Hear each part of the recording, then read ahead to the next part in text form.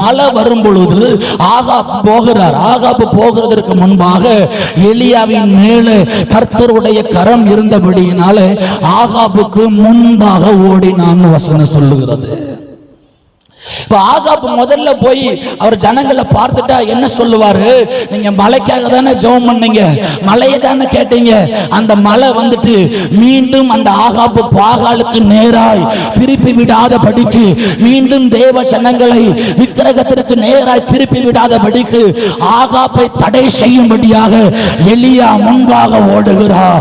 ஜனங்கள் மேல உள்ள பாரம், ஜனங்கள் மேல உள்ள அக்கறை, இவ்வளவு தூரம் ஆண்டவர் வானத்திலிருந்து அக்கினியை இறக்குனது வீணாய் போயிடக்கூடாது, பெரிய அற்புதம் நடந்தது வீணாய் போயிடக்கூடாதுன்னு ஆகாப் முன்பாக போனாலும் எலியாவின் மேலே கர்த்தருடைய கரம் இருந்தபடியினாலே ஆகாபுக்கு முன்பாக எலியாவை கர்த்தர் ஓட வைக்கிறார்.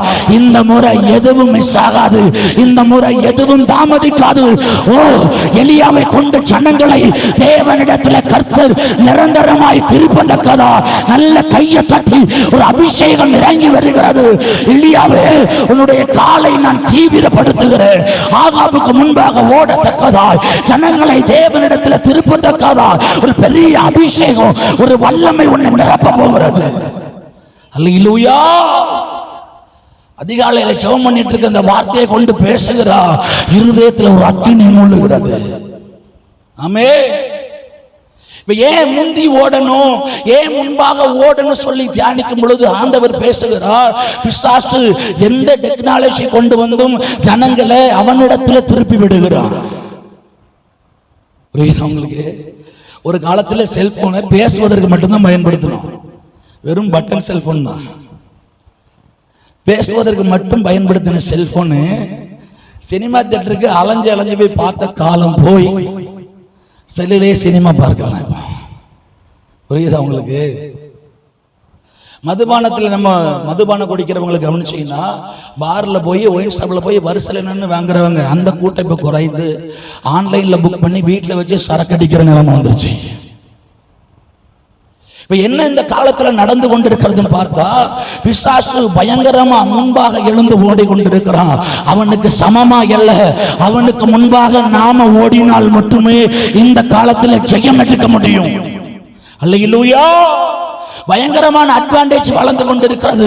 எல்லா அட்வான்டேஜ் அவன் கரத்தில் எடுக்கிறான். தேவ பிள்ளையே, இந்த நாட்கள்ல நாம யோசிக்க வேண்டிய காரணம் என்னவென்றால், பிசாசை முந்த விடாமல் அவனுடைய காரியத்திற்கு நீங்களும் நானும் முந்தி போக வேண்டும். அதற்காக தான் ஆண்டவர் ஆவிக்குரிய சபையை கொடுத்திருக்கிறார், ஆவிக்குரிய வாழ்க்கையை கொடுத்திருக்கிறார். ஜெபம், வேத வாசிப்பு, அபிஷேகம், வல்லமை, இதெல்லாம் எதற்கு கொடுத்திருக்கிறார் தெரியுமா?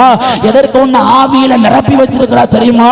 அவனுடைய எல்லா தந்திரங்களையும் முறியடிக்கத்தக்கதாய் உன்னை கர்த்தர் நீ இருக்கிற கிராமத்தில் அபிஷேகம் பண்ணி வைத்திருக்கிறார், நீ இருக்கிற பட்டணத்தில் உன்னை அபிஷேகம் பண்ணி வைத்திருக்கிறார். அல்லேலூயா. அப்ப நாம முன்பாக ஓடும் பொழுது என்ன நடக்கும்னா, ஒயின் ஷாப்புக்கு போறவனை தடுக்க முடியும். தயவு செய்து குடிக்காதங்கயா, குடித்தவனுடைய உடலை அழிச்சிடாத சொல்லி முன்பாக சுவிசேஷம் அறிவிக்கப்பட்டால் குடி பழக்கத்தில் சிக்கிறவங்க குறைவாங்க. ஆமென். வாலிப பிரயாயத்தில் எழும்புகிற பாவம், விபச்சார பாவம், தேசத்தன பாவம் எல்லாம் தேசத்தில் பயங்கரமா எழும்பி கொண்டிருக்கிறது. அவன் பாவத்திற்கு முந்துவதற்குள்ள சுவிசேஷத்தை கொண்டு நாம முந்தி கொண்டால் எல்லா பாவங்களும் தேசத்தில் தடுக்கப்படும். விசுவாசிக்கிறவங்க நல்ல கையை தட்டி ஆண்டவரை ஸ்தோத்திரம் பண்ணுங்களே. நாங்க முந்தி கொள்ளுகிறோம் ஆண்டவரே, எங்க காலை பலப்படுத்துங்க. தீவிரமாய் ஓட, தீவிரமாய் தேவராஜ்யம் கட்ட, தீவிரமாய் தேசத்தில் எழும்பி நிற்க, உங்க ராஜ்யத்தை பூமியில கொண்டு வர நாங்க எழும்புகிறோம். ஆண்டவர் இந்த காரியத்தை குறித்து பாரப்படுத்துகிறார். முந்தி ஓடுவீங்களா? நம்ம ஜெபிக்கலனா பின்பாக ஓடிட்டு இருக்கோம்னு அர்த்தம். பிசாசு நமக்கு முன்பாக ஓடுறான்.